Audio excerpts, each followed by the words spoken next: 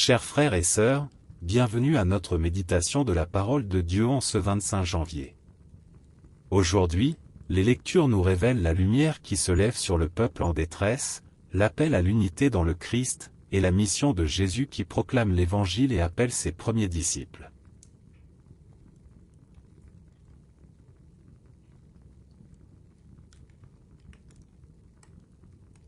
Première lecture. Dans un premier temps, le Seigneur a couvert de honte le pays de Zabulon et le pays de Nephtali, mais ensuite, il a couvert de gloire la route de la mer, le pays au-delà du Jourdain, et la Galilée des nations. Le peuple qui marchait dans les ténèbres a vu se lever une grande lumière, et sur les habitants du pays de l'ombre, une lumière a resplendi. Tu as prodigué la joie, tu as fait grandir l'allégresse, ils se réjouissent devant toi, comme on se réjouit de la moisson, comme on exulte au partage du butin. Car le joug qui pesait sur lui, la barre qui meurtrissait son épaule, le bâton du tyran, tu les as brisés comme au jour de Madian.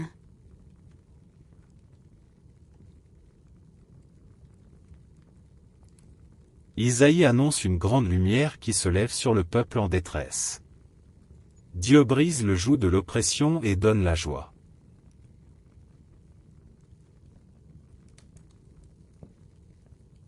Et maintenant, nous allons faire la lecture du psaume responsorial. La réponse du psaume sera: Le Seigneur est ma lumière et mon salut. Le Seigneur est ma lumière et mon salut, de qui aurais-je crainte? Le Seigneur est le rempart de ma vie, devant qui tremblerais-je? Réponse: Le Seigneur est ma lumière et mon salut. J'ai demandé une chose au Seigneur, la seule que je cherche, habiter la maison du Seigneur tous les jours de ma vie. Réponse: Le Seigneur est ma lumière et mon salut. Mais j'en suis sûr, je verrai les bontés du Seigneur sur la terre des vivants. Espère le Seigneur, sois fort et prends courage, espère le Seigneur. Réponse: Le Seigneur est ma lumière et mon salut.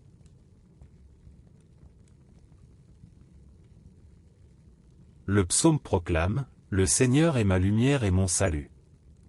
La confiance en Dieu est notre force.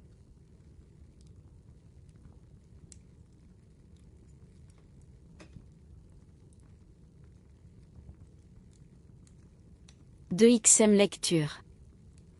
Frères, je vous exhorte au nom de notre Seigneur Jésus-Christ, ayez tous un même langage, qu'il n'y ait pas de division entre vous, soyez en parfaite harmonie de pensée et d'opinion. Il m'a été rapporté à votre sujet, mes frères, par les gens de chez Chloé, qu'il y a entre vous des rivalités. Je m'explique. Chacun de vous prend parti en disant, moi, j'appartiens à Paul, ou bien, moi, j'appartiens à Apollo, ou bien, moi, j'appartiens à Pierre, ou bien, moi, j'appartiens au Christ. Le Christ est-il donc divisé? Est-ce Paul qui a été crucifié pour vous? Est-ce au nom de Paul que vous avez été baptisés? Le Christ, en effet, ne m'a pas envoyé pour baptiser, mais pour annoncer l'Évangile, et cela sans avoir recours au langage de la sagesse humaine, ce qui rendrait vaine la croix du Christ.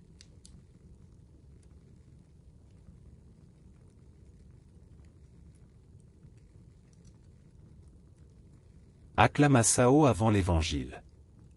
Alléluia. Alléluia.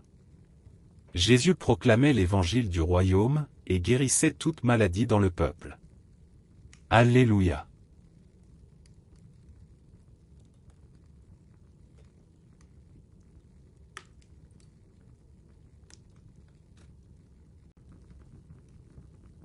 Évangile. Quand Jésus apprit l'arrestation de Jean-Baptiste, il se retira en Galilée. Il quitta Nazareth et vint habiter à Capharnaüm, ville située au bord du lac, dans les territoires de Zabulon et de Nephtali. Ainsi s'accomplit ce que le Seigneur avait dit par le prophète Isaïe, pays de Zabulon et pays de Nephtali, route de la mer et pays au-delà du Jourdain, Galilée, toi le carrefour des païens, le peuple qui habitait dans les ténèbres a vu se lever une grande lumière. Sur ceux qui habitaient dans le pays de l'ombre et de la mort, une lumière s'est levée. À partir de ce moment, Jésus se mit à proclamer, « Convertissez-vous, car le royaume des cieux est tout proche. » Comme il marchait au bord du lac de Galilée, il vit deux frères, Simon, appelé Pierre, et son frère André, qui jetaient leurs filets dans le lac, c'étaient des pêcheurs. Jésus leur dit, « Venez derrière moi, et je vous ferai pêcheurs d'hommes. » Aussitôt, laissant leurs filets, ils le suivirent. Plus loin, il vit deux autres frères, Jacques, fils de Zébédée, et son frère Jean, qui étaient dans leur barque avec leur père, en train de préparer leurs filets. Il les appela. Aussitôt, laissant leur barque et leur père, ils le suivirent. Jésus, parcourant toute la Galilée, enseignait dans leur synagogue, proclamait la bonne nouvelle du royaume, guérissait toute maladie et toute infirmité dans le peuple.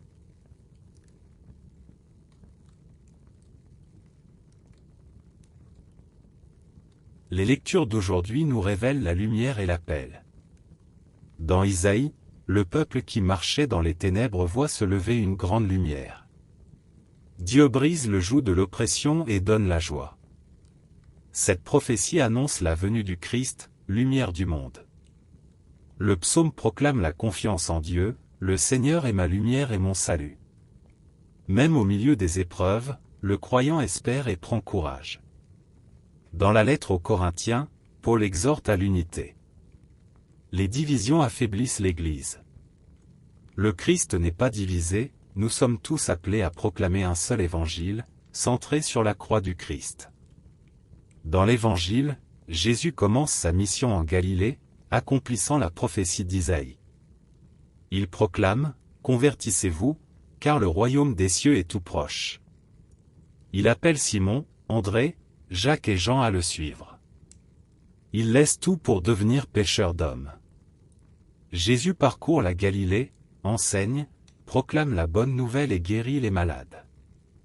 Aujourd'hui, nous sommes invités à accueillir la lumière du Christ, à vivre dans l'unité, et à répondre à son appel. Comme les premiers disciples, laissons nos filets et suivons Jésus pour être témoins de son royaume.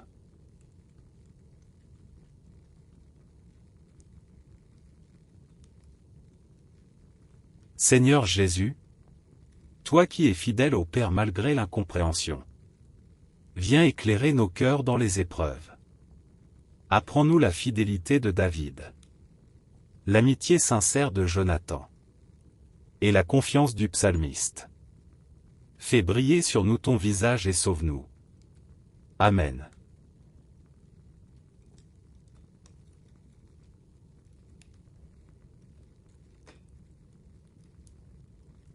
Que le Seigneur vous bénisse et vous garde. Qu'il fasse briller sur vous son visage et vous donne la paix.